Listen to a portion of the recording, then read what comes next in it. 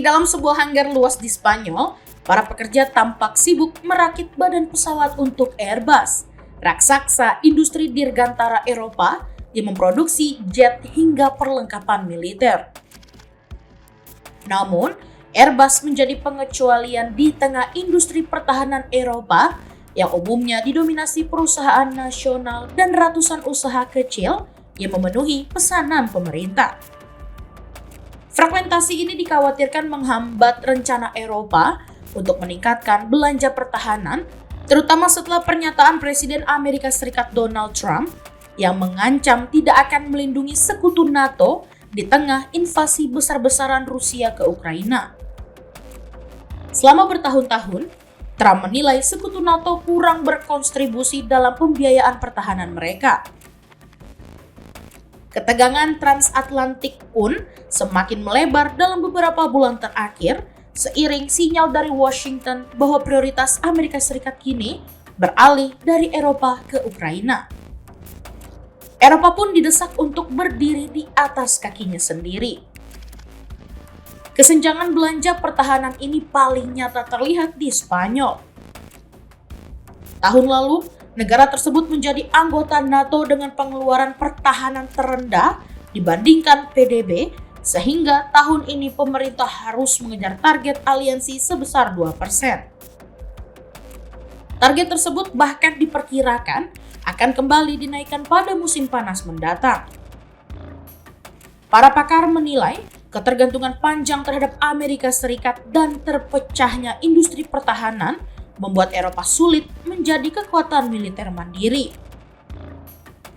Meski demikian, perubahan arah mulai terlihat di pasar saham, dengan harga saham produsen senjata besar seperti BAE Systems dari Inggris, Leonardo dari Italia, Rheinmetall dari Jerman, Thales dari Prancis, dan Saab dari Swedia terus menguat. Dorongan dari Uni Eropa untuk memastikan sebanyak mungkin belanja pertahanan mengalir ke perusahaan lokal juga memperkuat peluang industri Eropa. Tantangan ini memang besar, namun dinilai lebih baik dibandingkan harus menghadapi ancaman militer tanpa dukungan Amerika Serikat. Meski begitu, kemampuan Eropa untuk mempercepat produksi dipertanyakan.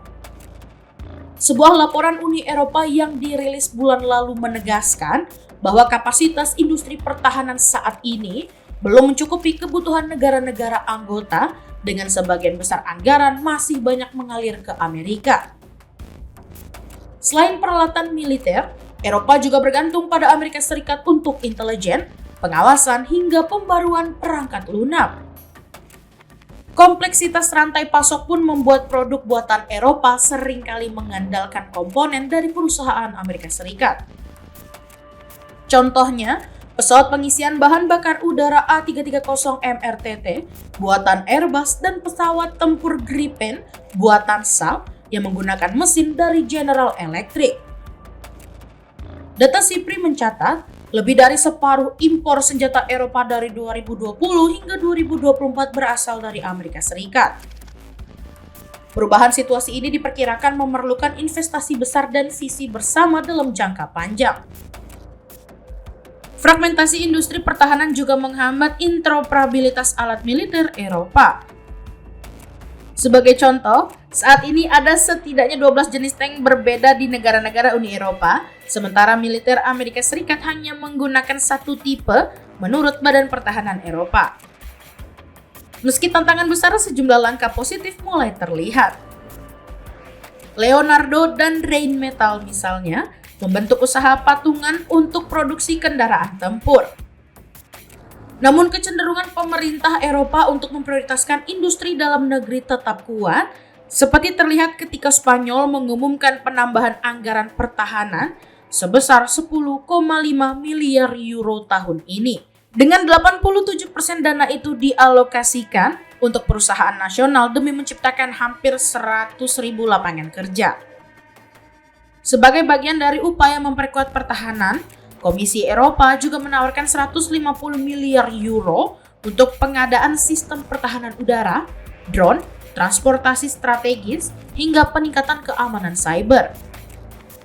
Uni Eropa pun mendorong negara anggota untuk membeli setidaknya 40% peralatan pertahanan secara kolektif, serta memastikan 35% nilainya berasal dari perdagangan internal pada 2030.